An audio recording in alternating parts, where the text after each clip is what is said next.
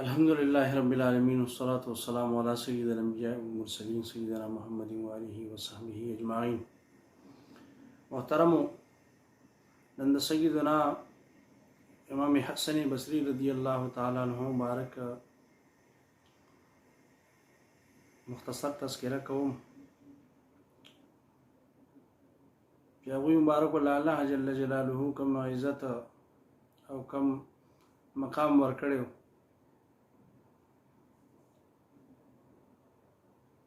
دوی مبارک په مدینه منوره کې پیدا شوی او د هغه وخت بلکې تر قیامت پورې د دې فیض هغه چشمه هغه به جاری او ساری وي. دوی مبارک چې کله پیدا شونه دی مور بیبي باغېګه کې راوړو سیدنا عمر فاروق رضی الله تعالی عنہ مبارک له او چې کله راوستو ورته یو فرمایل چې دا زما بچی دی. هغوی مبارک ورته فرمایل عمر فاروق رضی الله تعالی عنہ چې تسموه احسن فإنه احسن الوجه، چې تاسو په دې ماشوم باندې حسن نوم کېږدئ لکه چې دا ډېر ښایسته مخ والا دی.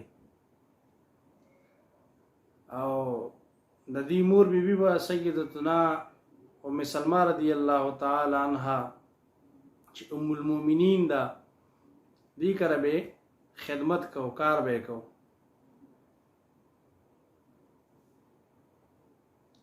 نو د کار په دوران کې چې د حضور نبی کریم صلی الله تعالی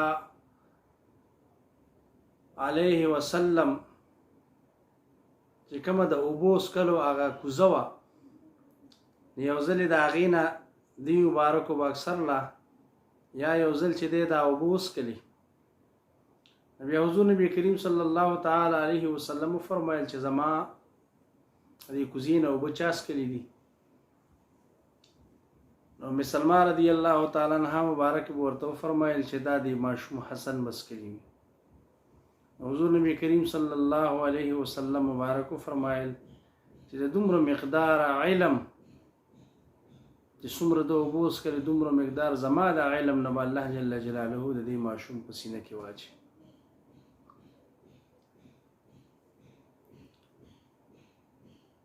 دا هغه هستي وه چې د الله جل جلاله په یاد کې به شب او روز دی جړل.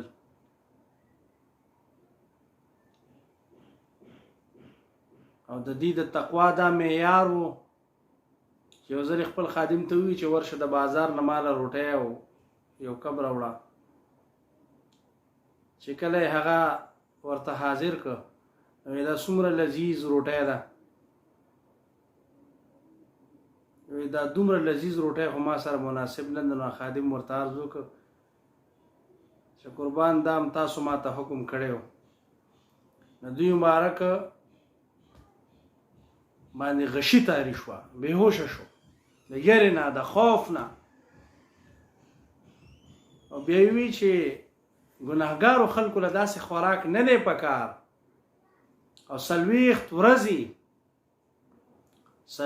ورځې دی بیا روټۍ له خوله م یوړله. دا دی د خوف الهي یو نظاره وه.